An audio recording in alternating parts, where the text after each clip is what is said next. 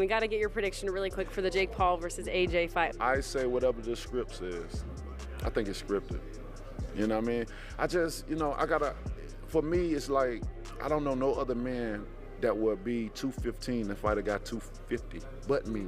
You know, this is real boxing. This is the real business right here. I don't see guys in the business trying to fight guys that high of their weight. I fight guys 20, 30, 40, 50 pounds heavier than I. You know, I'm known for it. He's been boxing for 4 years. Even if he was that guy, even if he was Anthony Joshua's size, he is not.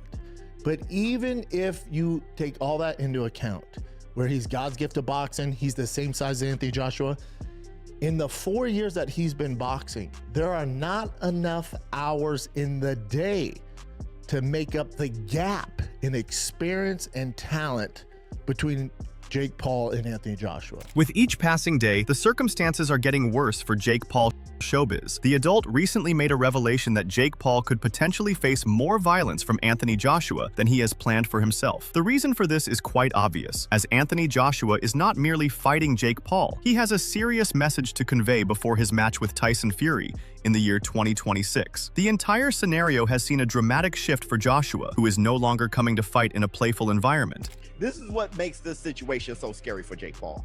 AJ was begging Eddie Hearn to find him a fight real quick. Not a strong contest, but he needed something to just get the dust off. And Jake Paul and Gervonta fell through, and then Jake Paul called AJ. I was like, that fell in my lap? So it's perfect. It's one of his biggest paydays ever. And he still get to do what he was trying to do, fight somebody who is not really a high-level fighter. Jake Paul isn't on the level of a low-level heavyweight. He's not trying to embarrass himself by having Jake Paul go many rounds. He's not trying to do any of that, because all that does is kill the hype of the biggest fight in UK history between him and Tyson Fury. So blowing up Jake Paul and going viral does nothing but feed into the most important fight. However, there was another side that Chael Sonnen brought into this mix. According to Chael, the pressure that Joshua may be feeling could essentially come back at him. This is because the expectation is that Josh is going to knock out the other man easily. However, if the other man is even able to make it through one round, that is considered a moral victory for the other man, according to Chael Sonnen's view. If Jake gets to round number 2, that's a win. If Jake gets to round number 4, that's a win. If Jake shows up for this fight, that's a win. If Jake goes out there and competes and can slip out of the way of some of these combinations, that's a win. If Jake can get a hand on this guy, and I mean one hand, it's a win. Joshua's got one. Crush that man, get your hand raised. That's it. Well, I don't see it like that for Jake. Then, Ade Oladipo brought a far more serious caution to the conversation. He agreed with the possibility of immense harm to Jake Paul. Nevertheless, he made it quite clear, in a situation where something utterly dreadful occurs, no one should shift the blame to Joshua. It is going to be on those individuals responsible for contracting this particular event. A shift in conversation is what Ade Oladipo brought to this discussion. It is focused on accountability. If something does go horribly wrong, who's to blame? We can all say we wouldn't have done it. Anybody would put it on. They would have all done it, because the money that's at stake is mad. If something goes wrong, I think boxing needs to have a look at itself, because in reality, if Jake Paul wants to have a fight, a real fight with Anthony Joshua, and there's no restrictions at all, then whoever's commissioned that to say, yes, go ahead, you're risking the reputation of our sport. When Jake Paul gets knocked out, if it's brutal, we're going to get that. Oh, this should never have happened. Boxing is disgusting. Brendan Schaub echoed this concern and focused on one major issue: experience. He stated that Jake's lack of real boxing experience is the biggest danger heading into this fight. According to Schaub, this gap will not show in interviews or training clips, but it will expose itself brutally on fight night. Timing, defense, and reaction under pressure cannot be faked. Schaub made it clear that Joshua's years at the elite level will reveal Jake's weaknesses very quickly. He's been boxing for 4 years. Even if he was that guy, even if he was Anthony Joshua's size, he is not. But even if you take all that into account, where he's God's gift of boxing, he's the same size as Anthony Joshua, in the 4 years that he's been boxing, there are not enough hours in the day to make up the gap in experience and talent between Jake Paul and Anthony Joshua. Anthony Joshua himself did nothing to calm those fears. During their face-off, Joshua appeared intense and serious, delivering a blunt warning to Jake. He made it clear that he is not there to play games. His words suggested that he intends to cause real mental and physical harm inside the ring. This was not trash talk for hype. It felt cold and direct. That moment alone changed the tone of the fight from spectacle to something much more dangerous. It's already written. Where? In the history books, brother. In yours, not mine. No, it is. No. You'll see. There's only one God, and God wrote You it. see with Jake, what I learned about Jake is he's a mental person. This is my observation. Not only the physical aspect of training, but the way he thinks, meditation, breath work. If I can break his soul and I can break his mentality, then I've broken Jake. I know the person that's in front of me, you gotta take your soul in the ring. Only person that can do that is God. I knew he was gonna say that. When are you gonna start taking it? I've just seen in fights when I can see someone's frequency leaving their body. I can just see a small glimmer of someone that's just about to start fading. People exploiting that until some people give up, some people get knocked out. I'm gonna break him spiritually and mentally. This view was later confirmed by Chael Sonnen when he referred to his call to Ariel Helwani to state his seriousness about this fight. Chael clearly stated that this fight will not be an exhibition fight whatsoever. This fight will be real, with real intent.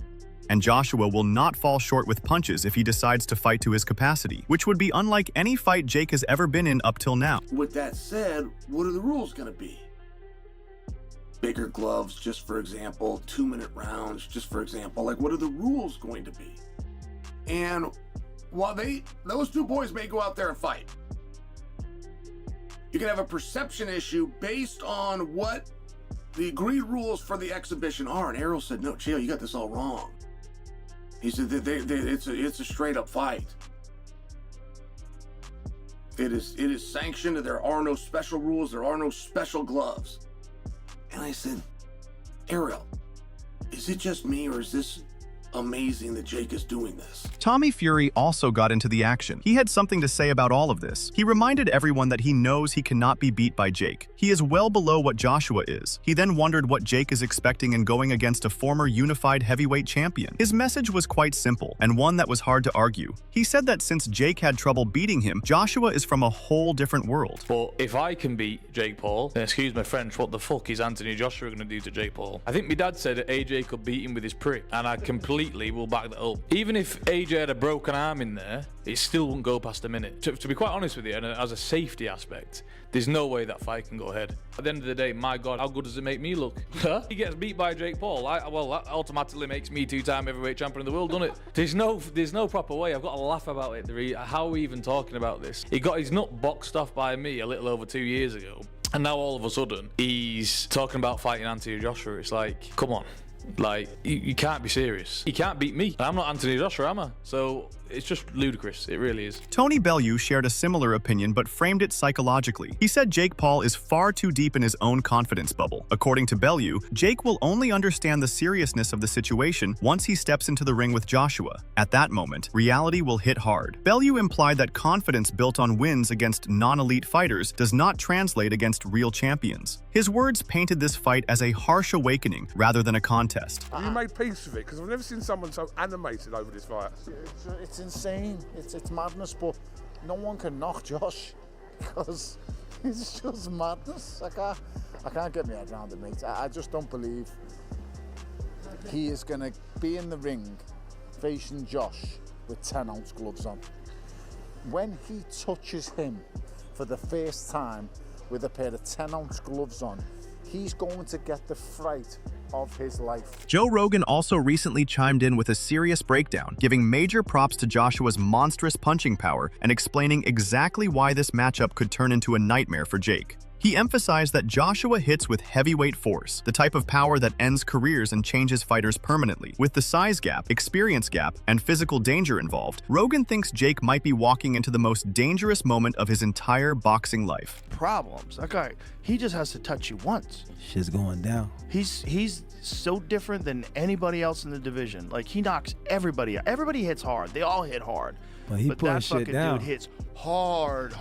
He also mentioned that according to him, this is one of those cases where it's just clear which way the danger is, and Jake should clearly know what he is walking into. He talked about huge discrepancies in power, skill, and experience. The way he said it sounded like Jake intentionally walked into a storm with no umbrella, and fans instantly understood why he reacted like that. It's like you're dealing with a guy who's an Olympic gold medalist, and he's enormous, and he's got vicious knockout power, and he's got immense amount of experience at world-class levels.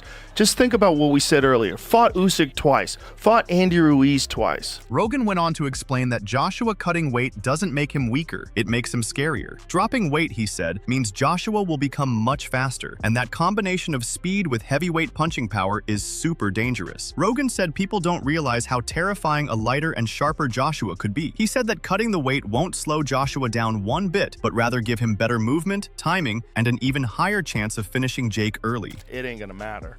You know, there's not a chance that Anthony Joshua is not going to just lose the weight beforehand. He's not gonna come in drained. What he's gonna do is just do extra cardio, and that's just gonna make him more dangerous.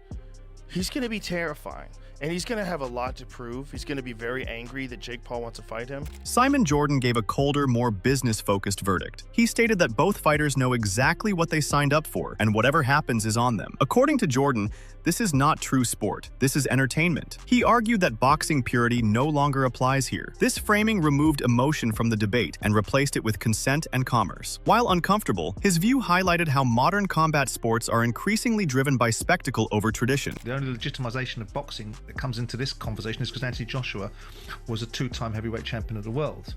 But to my mind, it's not really boxing, it's entertainment. It's using the prism of boxing to mobilize what is a brilliant young entrepreneur in Jake Paul. Yeah. It is a tragedy that he's right in what he says, is that the next generation of people that people aspire to be like are these kinds of broadcasters, because all they are is broadcasters using a new digital format to create massive outcomes and recognition around the world, and I don't know what he's famous for. Surprisingly, Demetrius Johnson disagreed with most voices. He gave Jake Paul a real chance, stating that Jake does possess the ability to knock Joshua out. While many laughed at the idea, Johnson stood firm. He argued that power, timing, and opportunity can change everything in a fight. His take shocked fans because it came from one of the smartest fighters in combat sports history. Suddenly, a small window of doubt entered the otherwise one-sided narrative. I think Jake can knock him out.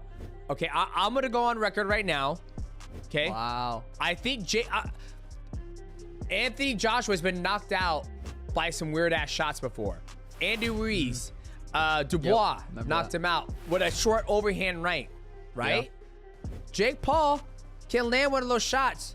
Absolutely. I feel Jake Paul can win this fight more than he could against Gervonta Davis. Interesting. Yeah. I mean, I was still super excited to watch Gervonta Davis. Teddy Atlas partially supported Johnson, but with important limits. He did not believe Jake could knock Joshua out. Instead, Atlas said Jake could have moments of success by scoring points, especially if he uses constant movement. According to Atlas, movement disrupts rhythm and buys survival time. He explained that staying static would be a death sentence. This shifted the discussion from power to strategy. Jake's only hope in Atlas's view is speed, angles, and survival instincts. Maybe Paul has some advantages. He's younger. His feet are a little faster. I know he's not at that level of a fighter. I get it. But his feet are faster. Joshua's feet are not that fast, closing gaps, getting to somebody. To hit him, even if you're better than him, you still got to get to him. To hit him. Eddie Hearn agreed with Atlas and simplified it even further. He said that as long as Jake keeps moving, he can stay in the fight. But the moment Joshua lands one clean right hand, it is over. No recovery, no comeback. Hearn's statement carried weight because he knows Joshua better than anyone. His message was clear. The margin for error is zero. Jake can run, but he cannot hide forever inside the ring. If I was putting a strategy together for Jake Paul, it would be just move as much as you can. When you get close, you have to clinch and clinch hard. But the problem is, when you clinch with someone the size of AJ, you can get hit in the clinch, and that's enough to end the fight. If he is even remotely adventurous in the fight, or remotely positive, he runs the risk of walking onto something. It's a bit like Francis Ngannou. Ryan Garcia added another layer by calling any Jake Paul success a 1 in a million scenario. He admitted that strange things can happen in boxing, but stressed how unlikely it truly is. According to Ryan, believing Jake can win is not impossible, just extremely unrealistic. His take balanced hope with realism. It acknowledged unpredictability without exaggeration. This reinforced the idea that while miracles exist in boxing, betting on one against Joshua is almost foolish. When Jake gets hit by Anthony, like Do we even know how he can react to a big punch yet? We don't. He's never even got hit yet, like in a real fight. He's never taken a real punch. So that's what I'm saying. What do we think about, like, oh yeah, like AJ shot and he's getting knocked out a lot. But what about you? How are you gonna react when that big shot hits you? You think you're gonna snap back into it and know what to do? No, not gonna happen. I give him,